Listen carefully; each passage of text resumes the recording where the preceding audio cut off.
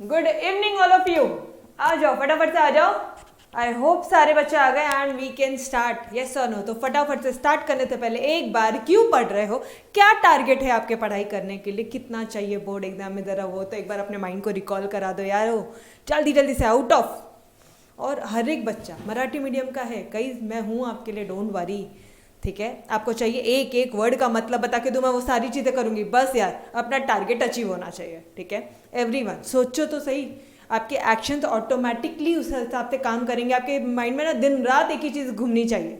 ठीक है ओके, तोड़। चलो गाइस स्टार्ट करें, शैल वी स्टार्ट।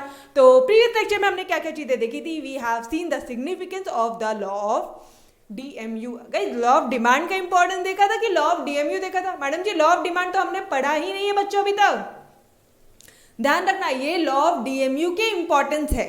ठीक है, अभी तक हमने इस चैप्टर में क्या क्या देखा है, क्या क्या देख लिया हमने? यूटिलिटी के क्या क्या फीचर्स है, ठीक है, ये सारी चीज़ें देखी थी। DMU का जो लॉ है, हमने उसका स्टेटमेंट ऑफ लॉ देखा। स्टेटमेंट ऑफ लॉ में अल्फ्रेड मार्शल जी ने कुछ बातें बोली थी। चलो यार एक बार वो बातें तो रिकॉल करना बनता ही है। ठीक है, फटाफट से स्टार्ट वहीं से करते हैं। लॉ ऑफ अल्फ्रेड मार्शल जी की डेफिनेशन से स्टार्ट करते हैं। जल्दी जल्दी से आ जाओ। क्या था इनका? ये एडिशनल बेनिफिट, पहले पूरा पूरा पूरा शिद्दत से, पूरा ईमानदारी से बोलेंगे guys. Every one of you खड़े हो जाओ, मस्त से पढ़ाई करो। ठीक है, क्या बोल रहे हैं वो? According to professor Alfred Marshall, other things remaining constant, बाकी दुनिया की सारी चीजें कांस्टेंट है, अदर थिंग्स रिमेनिंग कांस्टेंट। ठीक है, द एडिशनल बेनिफिट, क्या पढ़ रहे हो? Marginal utility. मार्जिनल यूटिलिटी बोला तो मार्जिनल एडिशनल आएगा ही, स्टार्टिंग ही वहीं से हो रही है। Additional benefit which a person derives from a given increase in stock of a thing। Done, यहां तक हुआ, कॉमा। मार्जिनल यूटिलिटी क्या होती है? डिमिनिश होती है, तो वहां से लाइन कंटिन्यू करो। Diminishes with every increase in the stock that he already has। Marginal utility diminish होती है, it diminishes with every increase in stock of a thing that he already has. Simple. ठीक है, तो ये वाला part हो गया था। फिर ये टेबल तो याद ही है आपको, 10 8 4 2 0 -2। ठीक है ओके, फिर ये याद है, सीधा नीचे जाता है MU। और टोटल यूटिलिटी का ग्राफ कैसे जाता है गाइस? ऐसा बढ़ता तो है लेकिन डिमिनिशिंग से वे से बढ़ता है। ठीक है, एट अ डिमिनिशिंग रेट, फिर कांस्टेंट हो जाता है और फिर बाद में डाउनफॉल होता है। लेकिन जब ये डाउनफॉल होता है तो MU तो डायरेक्टली ये तो यहीं से कम कम होता है, और जब ये डाउनफॉल होता है ना तब ये नेगेटिव चला जाता है। याद आ रहा है डायग्राम की? वापस से दिखा दूं, ये देखो, एक आंसर में दोनों चीजें अपन ने रिवाइज किया है। एक आंसर, दो, एक कंसेप्ट और दोनों के आंसर। ठीक है डन एवरीवन। गाइस फटाफट से thumbs up. Today is the last lecture of this session, this chapter, और इसके बाद आपका टेस्ट होने वाला है। ठीक है, तो मेरे साथ साथ पढ़ोगे। डन ओके, तो चलो जी आ जाओ। अगर ये भी चीज आपकी कॉल हो गई तो फटाफट से मुझे चार्ट तो रिवाइज करवा दो यार, चार्ट तो बता दो। Total utility increase it at a diminishing rate. ठीक, तो मार्जिनल यूटिलिटी क्या हो जाएगी? डिक्रीज होगी। यहां तक तो ठीक है। जब ये कांस्टेंट होगी तो ये क्या हो जाएगी? जीरो हो जाएगी, जीरो। याद आ रहा है? और जब ये कम होगी तो ये क्या जाएगी? नेगेटिव जाएगी। डन, ये भी हमने रिकॉल कर लिया। उसके बाद में ये भी आ गया आपको, additional benefit which a person derives from a given increase in stock of a thing, comma diminishes with every increase in the stock of a thing that he already has। Done, explanation of the law हो गया। उसके बाद में schedule हो गया, explanation वापस से वही पार्ट करना है। ठीक है, फिर हाँ ये बचा है हमारा। गाइस एक बार फटाफट से अजम्पशंस रिकॉल कर लो यार। रैशनलिटी, उसके बाद में होमोजेनिटी, फिर क्या करोगे? होमोजेनिटी बोलो ना जल्दी जल्दी से। कॉन्स्टेंसी, उसके बाद में, अरे बोलो जल्दी जल्दी से। उसके बाद में कंटिन्यूटी हो गया आपका। ठीक, ये पॉइंट्स हो गए। उसके बाद में अपन आखिरी के 4 पॉइंट लिखते हैं। अच्छा, डायरेक्टली दोनों आंसर साथ साथ चलाएंगे। इधर पे क्रिटिसिज्म में आके बोल देंगे ये जो तुमने अजम्पशन लिए सब बकवास है, अनरियलिस्टिक है। ठीक है, सारे अनरियलिस्टिक अजम्पशन। ये अजम्पशन तो ऐसा हो गया है जैसे कि कोई, अच्छा रुको रुको रुको, ये तो मैंने आपको बताया ही नहीं। ये अजम्पशन कैसा हो गया पता है क्या? जैसे कोई बंदर हाथी को उठा रहा है, अनरियलिस्टिक। मुझे बताओ यार, कोई बंदर कैसे हाथी को उठा सकता है? ये सुनो, ठीक है, समझ में आया कंसेप्ट? तो एकदम अनरियलिस्टिक अजम्पशन लिए गई था आपने।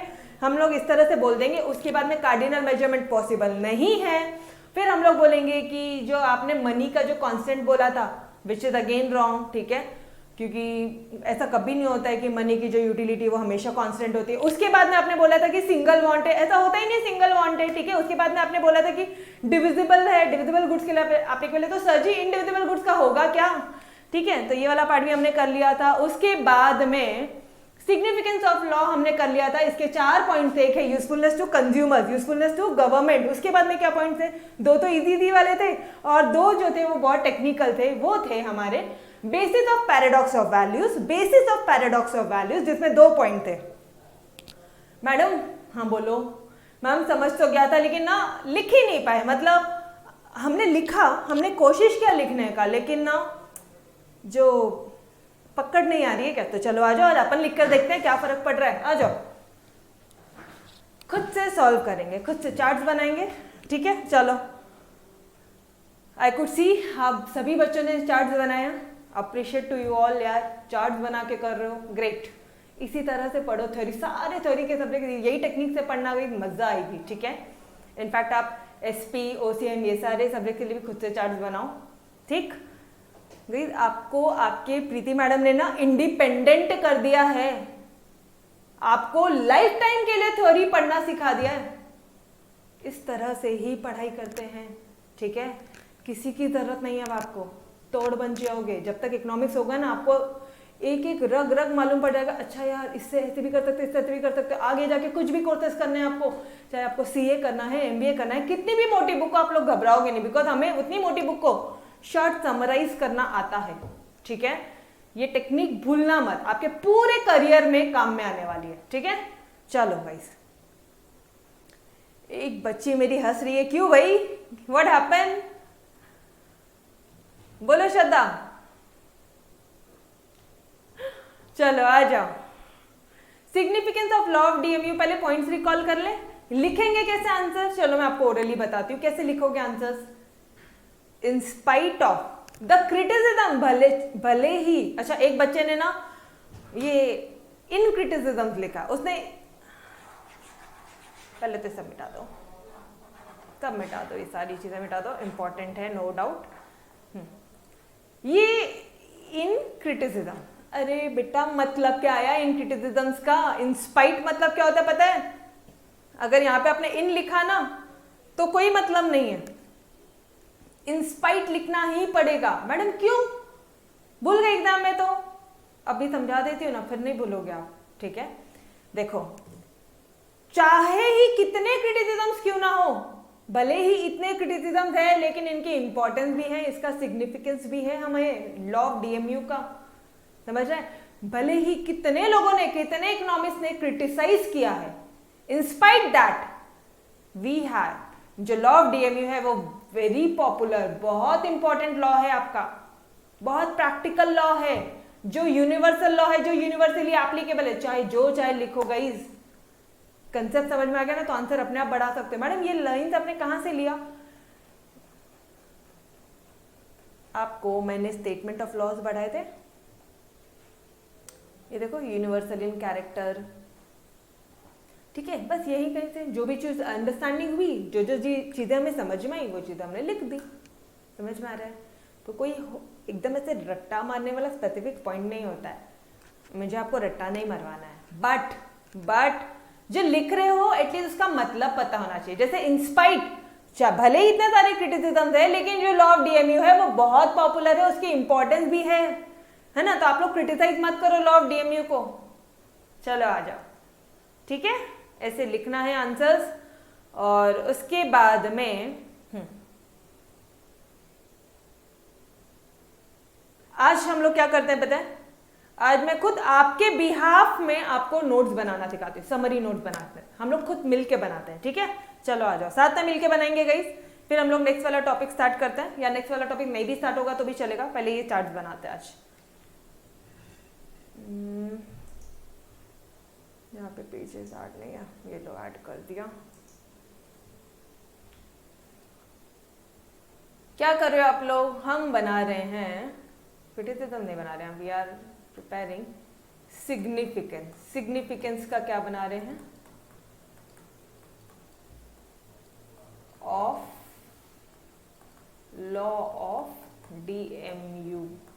ठीक है।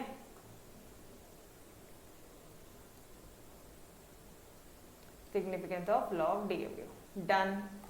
ठीक है जी, चलो देखो तो क्या है इसमें। आपको स्टार्टिंग के पैराग्राफ में क्या इंपॉर्टेंट लाइन लगती है कि आप जो भूल सकते हो उसको लिख लो। अब बेटा आपने इंस्पाइट में गलती किया था, इंस्पाइट आपने प्रॉपरली नहीं लिखा था, तो वही लाइन को लिखो कि इंस्पाइट ऑफ क्रिटिसिज्म्स लिखो यहाँ पे। अपने जो गलती की बस वो मेरे नोट्स में आएगा, ठीक है। आपने इंस्पाइट में गलती की वो आपके नोट्स में आना चाहिए, ठीक है। जो बच्चा ऑफलाइन लेक्चर देख रहा है, बेटा एक बच्चे ने ना होमवर्क करने के टाइम पे सिर्फ इन क्रिटिसिज्म्स लिखा, उसने क्या लिखना चाहिए था, इंस्पाइट क्रिटिसिज्म्स लिखना चाहिए था, उसने इन और क्रिटिसिज्म लिखा। तो समझ में आ रहा है, मैं उसको बोल रही हूँ। और ये आप सभी के लिए है कि आपसे जो गलती होती है वो आपके नोट्स में आना चाहिए, ताकि आपसे वो गलती ना हो। जरूरी नहीं है एक चार्ट आपके लिए ऐसा बना तो दूसरे के लिए भी सेम बना चाहिए ना। ग्रुप में बहुत सारे चार्ट्स आएंगे, कॉपी करने की कोशिश मत करो।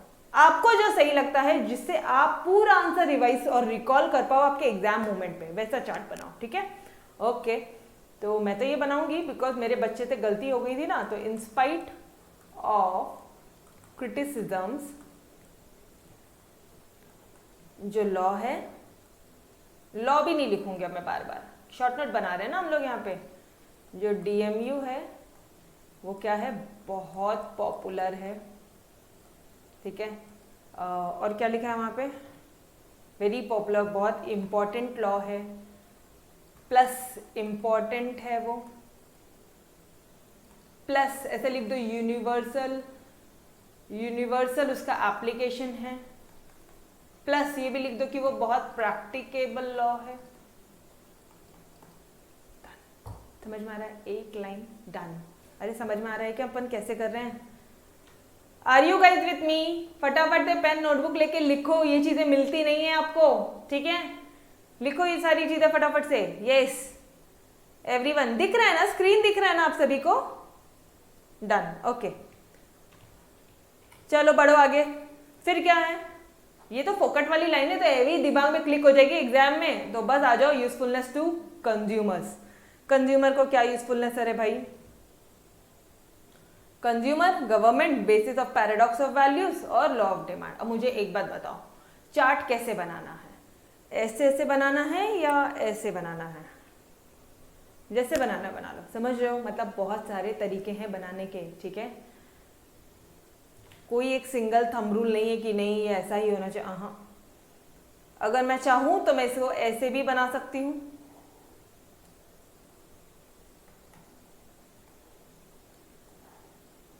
ठीक है। यहाँ पे लिख दो, इंपॉर्टेंस किसको है? कंज्यूमर्स को इंपॉर्टेंट है। सारे पॉइंट्स अब कंज्यूमर्स से रिलेटेड यहाँ लिख लो। यहाँ पे लिख दो गवर्नमेंट को इंपॉर्टेंस है, सारे पॉइंट यहाँ लिख दो। यहाँ पे लिख दो paradox of values, paradox of values. और यहाँ पे लास्ट में आप लिख दो, लास्ट वाला पॉइंट क्या था गाइस? लास्ट वाला पॉइंट क्या था? Basis of demand. Yes, basis of, ये वाला पॉइंट पूरा लिखो, basis of law of demand. Done. बस इसके अंदर जो भी कुछ आपको इंपॉर्टेंट लगता है वो आप आपके अकॉर्डिंग लिख लो। समझ में आ रहा है किस तरह से चार्ट नोट्स बनाओगे? पूरे चैप्टर का चार्ट नोट्स रेडी रखो। 2 दिन है आपके पास में टेस्ट देने के लिए। बेटा जो आप लेक्चर्स ऑफलाइन देख रहे हो, आपने भी 2 दिन बाद टेस्ट देना है, ठीक है। Done, okay. चलो गाइस, कर लेंगे खुद से? यस एवरीवन, बन जाएगा खुद से? हाँ जी, टाइम वेस्ट नहीं करते ना फिर। बोलो यप, बड़े आगे फिर, ठीक है।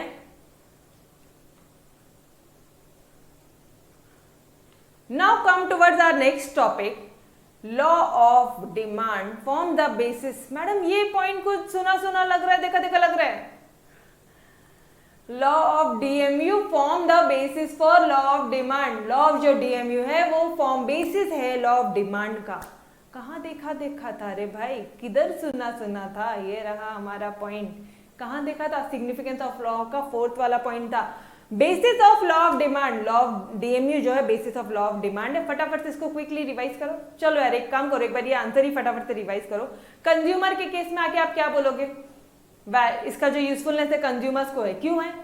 क्योंकि वो डाइवर्सिफाई कर सकता है अपने रिसोर्सेज। पार्थ के पास में 2000 रुपए थे तो पार्थ ने 2000 रुपए को ऐसे यूज किया कि जिससे उसको मैक्सिमम यूटिलिटी मिलेगी। डन। एटलीस्ट उसको उतनी तो यूटिलिटी मिल रही है जितना उसने खर्चा किया। 2000 रुपए खर्चा किया तो उसको 2000 रुपए की तो यूटिलिटी मिलनी चाहिए। Yes, done. याद आ रहा है? देखो यहाँ पे इट डाइवर्सिफाइज, मैं इसको कलर चेंज करती हूँ। It diversifies his limited resources in such a way that marginal utility acquired is equal to the price paid।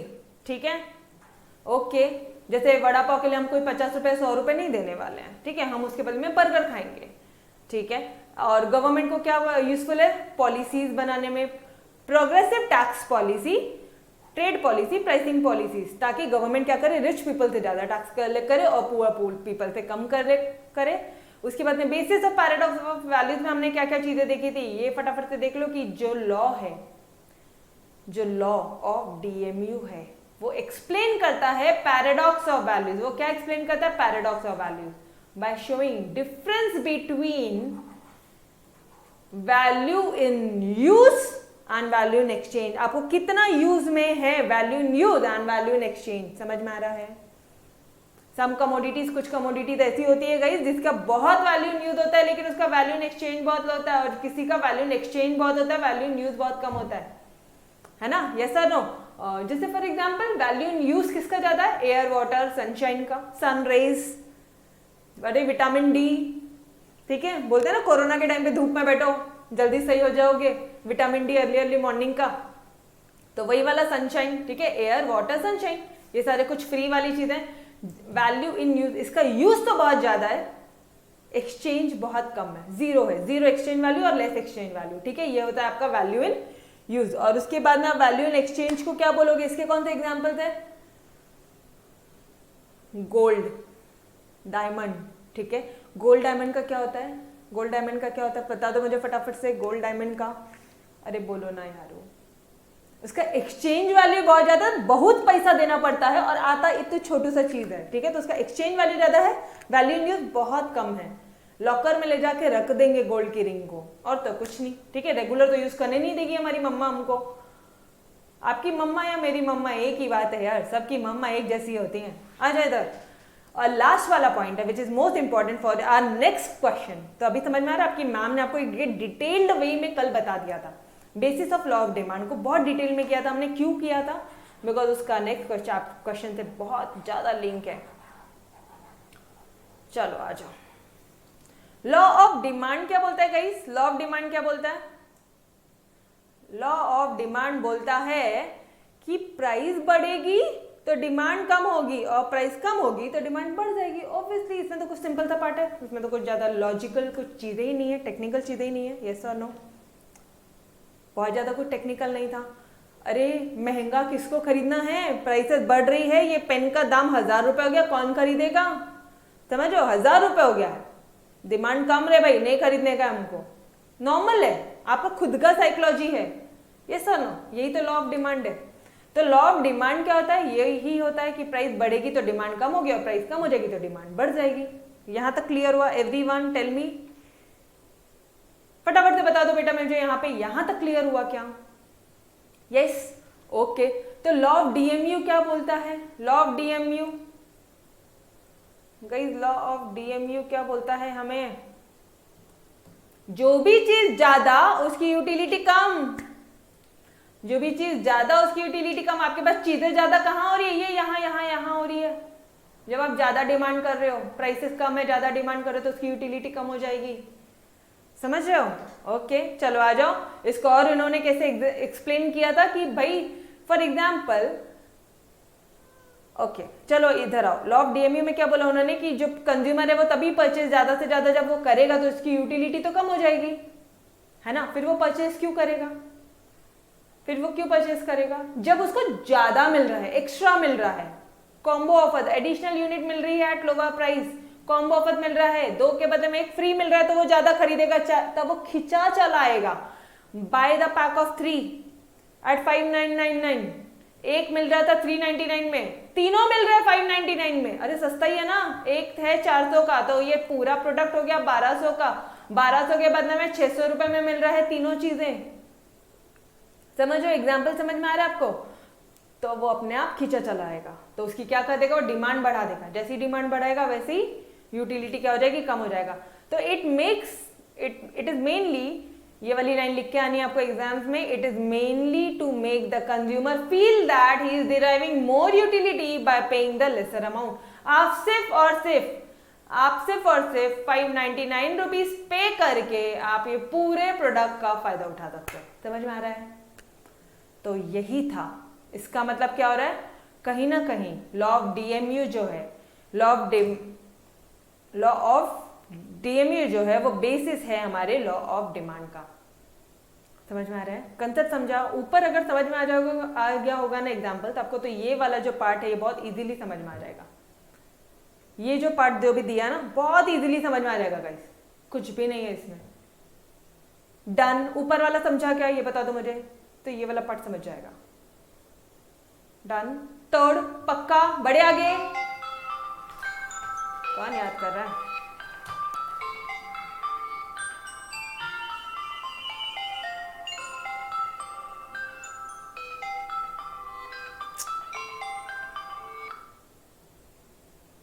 Sir I am in lecture, करती हूँ, आपको लेक्चर में हूँ।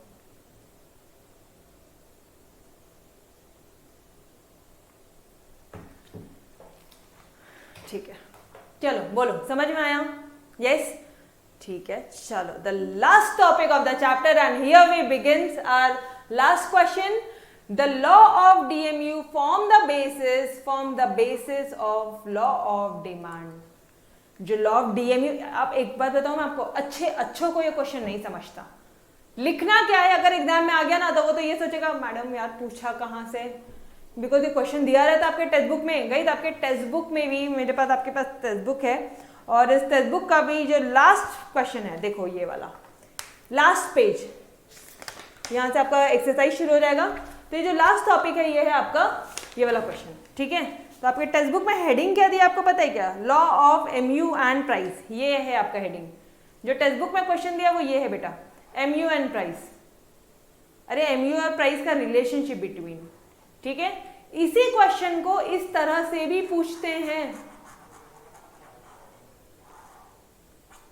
एक ही यही एक क्वेश्चन है। अब ये आपके टेक्स्ट बुक में नहीं है, ये एक्स्ट्रा एनालिसिस आपके टेक्स्ट बुक में नहीं है। अब हम लोग इतने सालों से पढ़ा रहे हैं तो आई कैन टेल यू कि भाई अगर इस तरह से कोई क्वेश्चन आया तो भी यही आंसर, अगर ये वाला क्वेश्चन आया तब तो यही आंसर। ये तो सीधा सीधा सा पार्ट है, ठीक है। चलो आ जाओ, स्टार्ट करें फिर। पहले तो लिख देंगे law of DMU form the basis for law of demand, एकदम सही। A perfect example of perfect application of the law of DMU, it is a perfect example. कौन सा? ये वाला। आ जाओ इधर, देखते हैं क्या है example. To understand the relationship between MU and price, marginal utility और प्राइस के बीच में रिलेशनशिप आपको यहाँ पे निकालनी है। क्वेश्चन क्या बोला है? Relationship between MU and price. और क्वेश्चन क्या पूछ सकता है? Law of DMU form the basis for law of demand, ठीक है। चलो आ जाओ। भूमिका बोल रही हाँ मैडम है अरे आपके टेक्स्ट बुक से ही पढ़ाते हैं, ठीक है। आ जाओ, बस उसको बहुत इजी वे में कंटेंट एकदम भारी का प्रेजेंट करके इजीएस्ट लैंग्वेज दिया है, ठीक है। चलो आ जाओ, लेट्स कन्वर्ट। आपको क्या करना है, अभी एक बात सुनो, मेरी एक बात सुनो। ये law of DMU forms for the basis of law of demand मतलब क्या? इसका मतलब क्या? कंज्यूमर वही गुड्स खरीदेगा जिसका उसको मतलब वो जितना पे कर रहा है उतना उसको यूटिलिटी मिलना चाहिए। Yes sir no? हमें यही कंसेप्ट समझ में आया अभी तक? जितना वो पे कर रहा है उतना तो मिलना चाहिए या उससे ज्यादा मिलना चाहिए। अरे या तो 599 में तीनों प्रोडक्ट मिलने चाहिए या फिर 399 में एक तो मिले एटलीस्ट। दोनों में से ज्यादा मिलेगा तो दौड़ेगा और एक मिलेगा तो चलेगा। यस और नो? समझ में आ रहा है? अरे जितना पैसा दिया उतना तो मिलना चाहिए। ये कंसेप्ट क्लियर हुआ? ठीक है।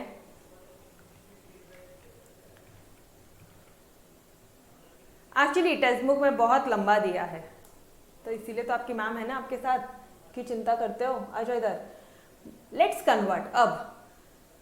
लेकिन मैडम ये एमयू को हम लोग कैलकुलेट नहीं कर सकते। तो ठीक है ना, क्या प्रॉब्लम है? फिर आप बोल रहे हो कि MU जितना यूटिलिटी है और जितना पैसा दिया है, आप क्या बोल रहे हो अभी? वही आपने बोला कि हम जितना पैसा दे रहे हैं और जितना यूटिलिटी मिल रहा है उसका इक्वल होना चाहिए। कैसे इक्वल होगा? अब ना हमारा कार्डिनल मेजरमेंट, क्या कार्डिनल मेजरमेंट, वो कंसेप्ट क्या बोलता है पता है क्या? कि यूटिलिटी का मेजरमेंट पॉसिबल है।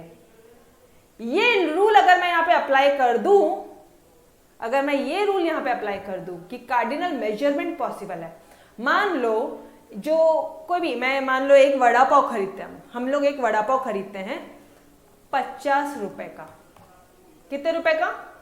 50 रुपीज का एक वड़ा पाव है। एक वड़ा पाव कितने रुपीज का है? एक पाव मत लिखो यार, वड़ा पाव लिखो, तो बड़ा क्यों हो रहा है ये? एक वड़ा पाव कितने का है? 50 रुपीज का है। बहुत छोटा हो गया अभी तो।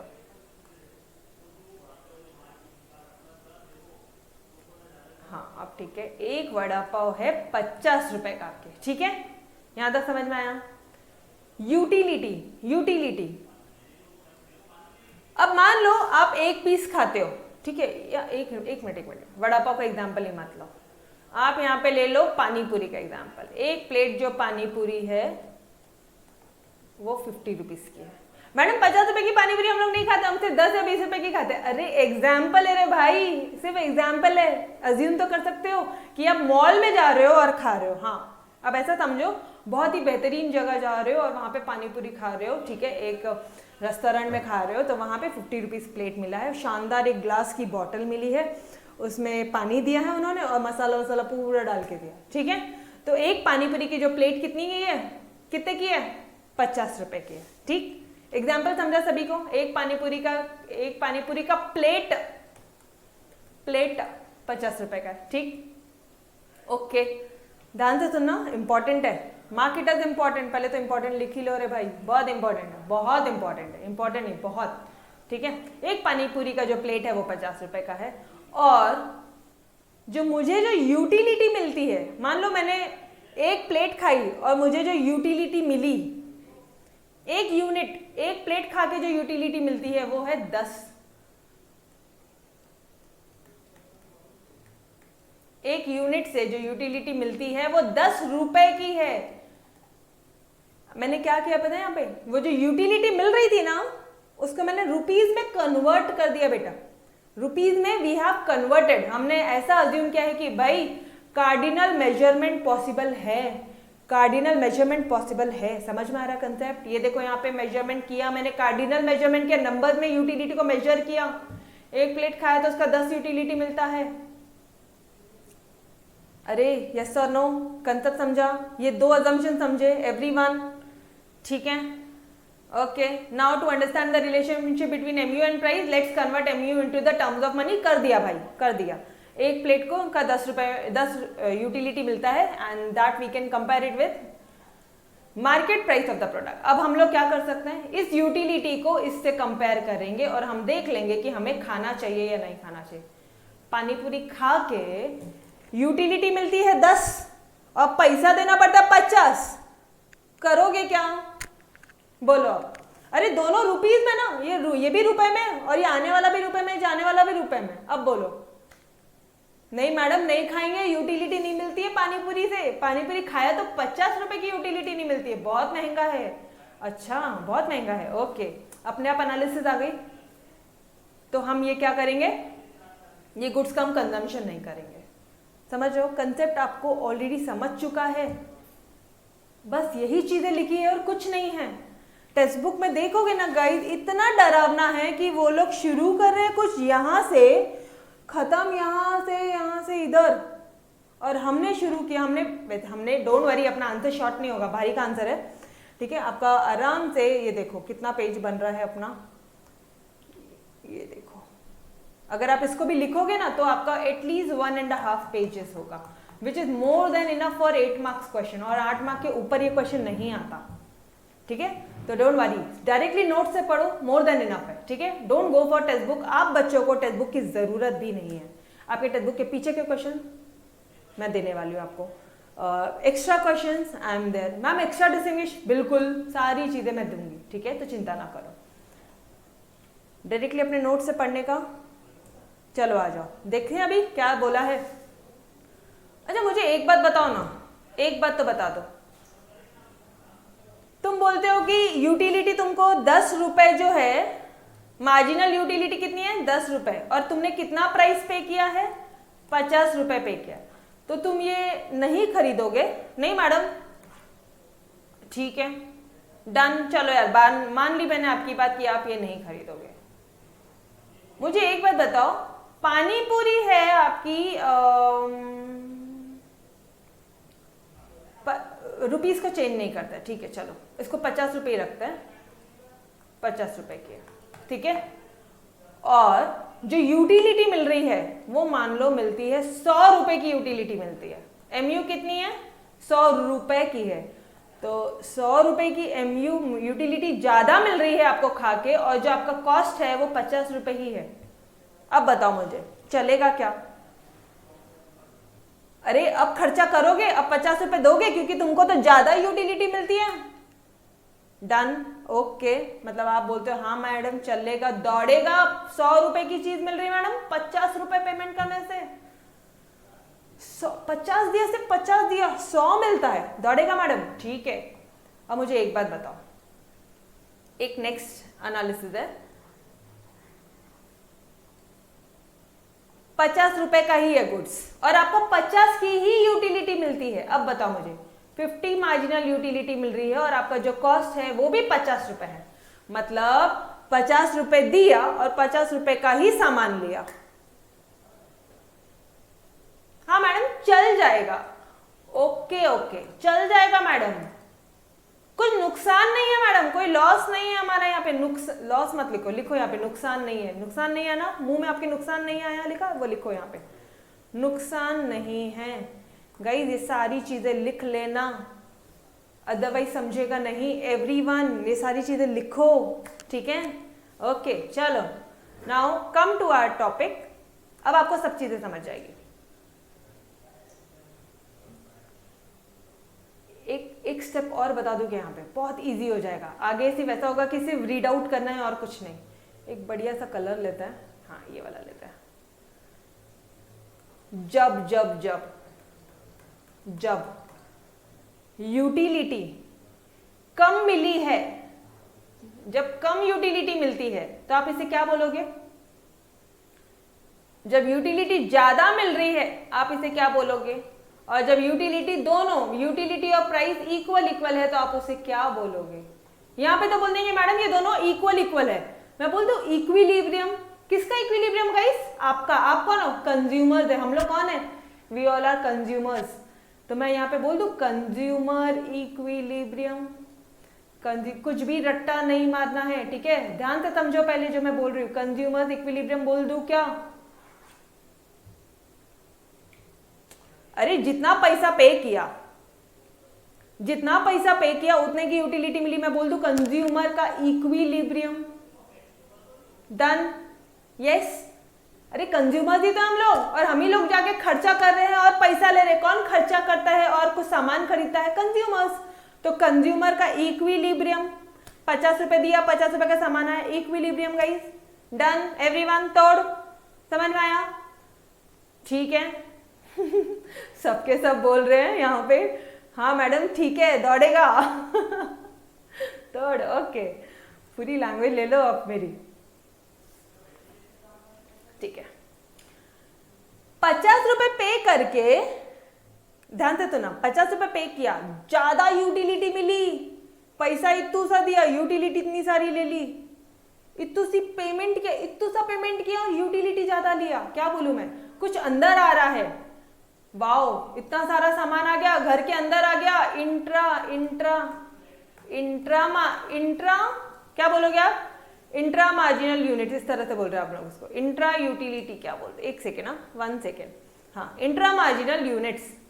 एक्स्ट्रा यूनिट आ गई है ना आपके पास में, आपके पास में क्या हो गया है? एक्स्ट्रा चीजें आ गई है। सिर्फ 5999 रुपीज का पेमेंट किया तो 3 मम्माज अर्थ के प्रोडक्ट आ गए। अरे लड़कियों के वो मेकअप के 3 प्रोडक्ट आ गए, 3 सामान आ गए हैं सिर्फ 599 में, ठीक है। तो मैं बोलूं intra marginal units. Madam marginal क्यों? एक्स्ट्रा आया है, एडिशनल चीजें आई हैं अंदर, एडिशनल यूनिट्स आए हैं। वापस से देखो, अंदर इंट्रा मार्जिनल एडिशनल यूनिट्स आए हैं, इंट्रा मार्जिनल यूनिट्स, समझ में आ रहा है? तो यहां पे क्या हो जाएगा मैडम, कम चीजें आई है, हमारी घर से ज्यादा चला गया है, तो बोल दो ना, जो बोला वही लिखो। लिखो यहाँ पे extra marginal units, extra marginal units.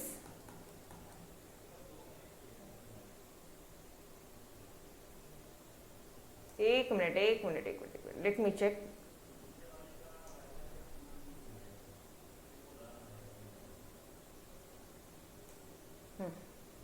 ठीक है, बोलो मुझे समझ में आए क्या कंसेप्ट? सारे कंसेप्ट समझ में आ रहे? वापस से देखो, एक्स्ट्रा, आपने एक्स्ट्रा का पेमेंट किया मैडम, एक्स्ट्रा चला गया, कुछ अंदर ही है, एक्स्ट्रा चला गया, एडिशनल यूनिट्स के लिए एक्स्ट्रा पैसा चला गया मैडम। डन, समझ में आया कंसेप्ट? तो ध्यान से वापस से रिकॉल करो, जब यूटिलिटी और प्राइस पेड इक्वल होती है तो तुमने जितना पैसा पे किया उतने का तुमको सामान मिल गया, तो कंज्यूमर इक्विलिब्रियम। आपने पैसा पे किया इतू सा और आपको इतना सारा सामान मिला, इतना मिला, तो आप क्या बोलोगे? इंट्रा, अंदर आया मार्जिनल यूनिट्स, ठीक है। एक यूनिट के लिए पे किया, आपको 2 आ गए, एक पे एक फ्री आ गया, 2 आ गया, तो इंट्रा मार्जिनल यूनिट्स, समझ में आ रहा है? और अगर आपने पेमेंट ज्यादा किया, कम आया, तो आप क्या बोलोगे? एक्स्ट्रा। क्लियर? समझ में आया? अब बहुत इजी हो गया है, बस अब रीड आउट करो, आंसर मस्त से खत्म, टकाटक। Yes, third. चलो जी, आ जाओ इधर। सेम वही चीजें लिखी है। एक यूनिट की यूटिलिटी कितनी है? एक यूनिट की यूटिलिटी है 10 रुपए, हमने यूटिलिटी को रुपए में कन्वर्ट कर लिया, और एक कमोडिटी का प्राइस है 50 रुपया। देखो अभी कितने यूनिट्स कंज्यूम करें हम लोग पहले 1 किया, फिर 2 खरीदा, फिर 3, 4, 5, 6। यूटिलिटी अपने मन से ले लो, पहले की 10 मिलती है, दूसरे की 8। मार्जिनल यूटिलिटी है, कम होती जाएगी। अरे बेसिक फंडा हमेशा याद रखना। मैडम हम तो हमारा लेंगे, क्या लोगे तुम? 1, 2, 3, 4, 5, 6, और ये जो आपने बताया था 10, 8, 4, 2, 0 माइनस। अरे लो, बिंदास लो, कोई दिक्कत नहीं, ठीक है। आपका टेबल बनाना है, आपका टेबल बनाओ, कोई दिक्कत वाली बात नहीं। लेकिन फिलहाल मैं आपको आपके टेक्स्ट बुक वाले नोट्स बता दूं, ठीक है। चलो आ जाओ। ये जो 10 यूटिलिटी मिली ना, यूटिलिटी को रुपीज में कन्वर्ट करो डियर। एक यूनिट 10 रुपए का है तो 10 इंटू 10 कितना रहेगा? 100 रुपया। ये 8 यूटिलिटी इंटू 10 रुपए 80 यूटिलिटी मिलती, इधर 70 मिलता है यूटिलिटी, इधर 50 यूटिलिटी, इधर 30 यूटिलिटी, इधर 10 यूटिलिटी का कॉलम बन गया। प्राइस पे किया है आपने 50 रुपए ही पे किया है, 50 रुपए पे किया है, ठीक है। ओके जी, तो अब बता दो मुझे यहाँ पे 50 रुपए में आपको यहाँ पे 2 यूनिट मिल गए, 50 रुपए में यहाँ पे आपको 3 यूनिट मिल गए, 50 रुपए में यहाँ पे आपको 4, 5, 6 यूनिट्स मिल गए गाइस। अब कंपेयर करो, यूटिलिटी ज्यादा है, पेमेंट इतू सा क्या ज्यादा यूटिलिटी मिल रही है। कौन सा यूनिट है ये? इंट्रा की इंटर? क्या बोलो ना, इंट्रा अंदर ज्यादा आया। यहाँ पे 80 यूटिलिटी इंट्रा मार्जिनल यूटिलिटी, यहाँ पे 70 मार्जिनल यूटिलिटी मिल रही है, प्राइस तो सिर्फ 50 ही किया है, तो इंट्रा मार्जिनल यूटिलिटी। अब यहाँ पे 50 यूटिलिटी और यहाँ पे भी 50, मतलब दोनों यूटिलिटी भी 50 मिलती है, प्राइस भी हमने 50 पे किया है, तो यहाँ पे हम बोलेंगे कंज्यूमर का क्या हो गया? ये इक्विलिब्रियम हो गया, इक्वल हो गया, इक्विलिब्रियम हो गया। सिंपल सा पार्ट है, याद हो जाएगा आपको इजीली। अच्छा अब देखो, यूटिलिटी कम मिल रही है और प्राइस ज्यादा पे किया है, तो आप क्या बोलोगे? एक्स्ट्रा। मैडम एक्स्ट्रा पेमेंट किया है, एक्स्ट्रा मार्जिनल यूटिलिटी। डन। चलो आ जाओ, अब जो भी कुछ बोला है ना उसको लिखना है आपको। कैसे लिखोगे? पहले इतना बता दो, टेबल सभी को समझा क्या? सारे बच्चों को टेबल समझा क्या? Yes, every one of you? Okay done. Then चलो बढ़ो आगे, एक्सप्लेनेशन आज खत्म कर लेते गई, ये नेक्स्ट लेक्चर में लेना था, बस इतना सा पार्ट बचा है। आपको पूरे 2 दिन मिल जाएंगे पढ़ाई करने के लिए, ठीक है। सैटरडे का, संडे का एंड मंडे, नहीं संडे टेस्ट है ना हमारी, तो कोई बात नहीं, आज का दिन और कर लेंगे ना दोपहर का टेस्ट, ठीक है चलेगा, 1.5 days है, मोर देन इनफ है, ठीक है। चलो आ जाओ, explanation. A consumer start buying, अब देखो एक कंज्यूमर बाय करता है units of commodity x one after the other, ठीक है। Marginal utility of commodity goes on diminishing with every further unit consume. अरे मार्जिनल यूटिलिटी तो कम कम होती जाती है, ये तो बेसिक फंडा है, ठीक है, वही बात लिखी है। फॉर द फर्स्ट 3 यूनिट्स, पहले 3 यूनिट, ये देखो जरा मैं कलर चेंज करती हूँ। For the first 3 units, for the first 3 units, ये रहे आपके first 3 units, we found that marginal utility in terms of money is greater than the price paid. 100 रुपए, 80 रुपए, 70 रुपए is greater than the price paid. Price paid only 50 rupees. 100 utility, 80 utility, 70 utility, ठीक है। A rational consumer, एक जो normal इंसान होगा, एक जो आम इंसान होगा, will be willing to buy this unit since benefit derived is more than the price paid. Obviously यार, किसको कम रुपए में ज्यादा सामान नहीं चाहिए, तो इसको क्या बोलेंगे हम लोग, this units is known as intra marginal units. Done everyone, बोलो यहां तक समझा, पॉइंट नंबर 3 तक समझा एवरीवन, बढ़ू आगे, yes okay. At the fourth unit, at the fourth unit, चौथा यूनिट की बात हो रही है, कौन सा यूनिट, चौथा की बात हो रही है। एट द फोर्थ यूनिट, अब क्या लिखोगे, अब तो खुद से बना लो, price paid and marginal utility derived is equal, therefore it is known as MUX, marginal utility. x क्या है यहाँ पे, x क्या है गाइस, अब मैं आपको थोड़ा सा, marginal utility of x commodity is equal to price of x, समझ में आ रहा है। मार्जिनल यूटिलिटी ऑफ x, मान लो मम्मा दर्द का कोई प्रोडक्ट है, आप उसकी बात कर रहे हो, और यहाँ पे उसका प्राइस की बात करो, ये कमोडिटी है, x क्या है, कमोडिटी, समझ में आ रही है इक्वेशन एवरीवन, ठीक है। A rational consumer attains consumer equilibrium at 4 units, utility same और प्राइस भी सेम, तो कंज्यूमर इक्विलिब्रियम हो गया, ठीक है।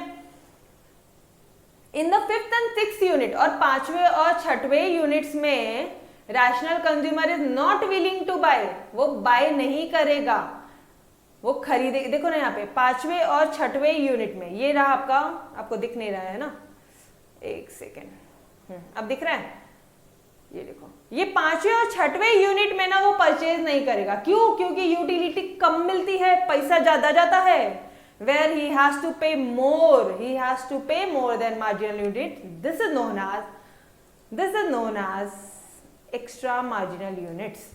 डन, आपको इंट्रा समझा, अंदर ज्यादा आएगा, एक्स्ट्रा बाहर ज्यादा जाएगा, और equilibrium simple, therefore a rational consumer attains equilibrium where marginal utility of x is equal to price of x. This is the relationship between MU and price which paved the way for law of demand. अब एक last line है, ध्यान से अच्छे से सुनो, और यही रिलेशनशिप है, this relationship between MU marginal utility और प्राइस के बीच में जो ये रिलेशनशिप है, इट पेव द वे, मतलब इन्होंने रास्ता बनाया लॉ ऑफ डिमांड का, और डिमांड इंसान वैसे ही करेगा। अब ध्यान से सुनो, आपको आंसर समझ में आ गया मुझे पता है, बट ये लाइन तो समझना चाहिए ना, ये लाइन नहीं समझा तो क्वेश्चन नहीं समझा, वापस आ जाओ, 100% अटेंशन यहाँ पे। ये जो रिलेशनशिप है कौन सी, मार्जिनल यूटिलिटी और प्राइस के बीच में, मतलब एटलीस्ट दोनों इक्वल होना चाहिए, marginal utility of x commodity is equal to price, at least इतना होना चाहिए, तभी कंज्यूमर डिमांड करेगा, तभी वो लॉ ऑफ डिमांड एप्लीकेबल होगा, तभी वो डिमांड करेगा गुड्स का, समझ में आ रहा है। जब उसको जितना पैसा दे रहा है उतने की यूटिलिटी मिलेगी ना, तभी लॉ ऑफ डिमांड काम करेगा। Done every one of you, एक एक लास्ट लाइन भी समझी, एकदम क्लियर कड़क, यस थैंक यू बेटा, समझा आपको सभी को, okay. So guys, you are ready for your chapter number 2, मस्त तरह से रेडी हो गए, नंबर ऑफ टाइम्स रिवीजन करके रेडी हो गए, और मेक श्योर बस नोट्स का प्रिंट आउट निकालो, घूम घूम के पढ़ो, सुबह सुबह अर्ली मॉर्निंग उठो या 6 बजे, थोड़ा सा अपने व्हाट्सएप ग्रुप में गुड मॉर्निंग का मैसेज भेज दो तो मैं समझ जाऊंगी कि तुम लोग उठ के पढ़ने बैठ गए हो। एक अच्छी वाली फीलिंग आ जाती है आपकी मैम को। कोई 4 बजे उठे तो बिल्कुल यार 4 बजे मैसेज भेज दो, गुड मॉर्निंग मैडम, लगने दो बाकी बच्चों को आग, एकदम फायर, ऐसे धुआं निकलने दो सबके, ऐसे जेलसी वाला, ठीक है। दूर बैठे लेकिन पढ़ेंगे उतनी शिद्दत के साथ, उतनी ईमानदारी के साथ, ठीक है। तो आई होप 4 बजे 5 बजे उठने वाले मेरे बच्चे अभी फटाफट से ग्रुप में मैसेज डालेंगे। जब उठ के पढ़ाई करने बैठोगे, ऐसा नहीं है कि 4 बजे उठ के टाइम पास कर रहे हो मैसेज डाल रहे हो, चीटिंग नहीं, किससे चीटिंग यार, मत डालो ना, क्या फर्क पड़ता है। बट आपको भी प्राउड फील तभी होगा जब आप पढ़ने बैठ गए, बुक ओपन की, सी ये है आपकी इकोनॉमिक्स की बुक, ऑलराइट, आपने इस तरह से पढ़ना शुरू किया, एक मोबाइल उठाने का 2 सेकंड के लिए और मैसेज डालने का, ma'am good morning, started studying, अरे देखो फिर कैसी आग लगती है अपने इकोनॉमिक्स पर, कैसे नहीं आते आप सभी के 100 आउट ऑफ 100, ठीक है। आई होप आप सारे बच्चे यही पैशन के साथ पढ़ाई करोगे यार, मस्त तरह से पढ़ाई करेंगे, मिलके पढ़ाई करेंगे, ठीक है। चलो गाइस, तो I am stopping till here. Questions कहाँ दूंगी बेटा, मैं आपको इसमें दूंगी, किसमें, अपना जो नॉर्मल होता है, ऑब्जेक्टिव नहीं दूंगी, आपके व्हाट्सएप ग्रुप में दूंगी, ठीक है, और आपके ऐप में भी डाल दूंगी, ठीक है। जैसे अपनी चैप्टर नंबर 1 की पूरी फुल फ्लैश टेस्ट हुई थी वैसे ही होगी। Thank you Shraddha, Preeti ma'am है हमारे साथ, तब तोड़, बिल्कुल बिल्कुल, ये इस ग्रुप में भेज दूंगी मैं, ऑलरेडी भेजा है बेटा मैंने आपको, ये नोट्स भेजा है, ठीक है, वापस शेयर कर देती हूँ, डोंट वरी, ठीक है। चलो guys, till then bye bye, take care, wish you all the best for your second chapter. उसके बाद फर्स्ट सेकंड चैप्टर की साथ में टेस्ट होगी, तो बाकी ऑनलाइन वाले ऑफलाइन बच्चे, जितने भी बच्चे लेक्चर देख रहे हैं बेटा, फर्स्ट सेकंड चैप्टर दोनों की साथ में प्रिपरेशन कर लेना। नेक्स्ट टेस्ट कंबाइंड टेस्ट होगी चैप्टर 1 और 2 की, ठीक है। ओके चलो bye bye, bye everyone, take care, मिलते हैं नेक्स्ट लेक्चर में।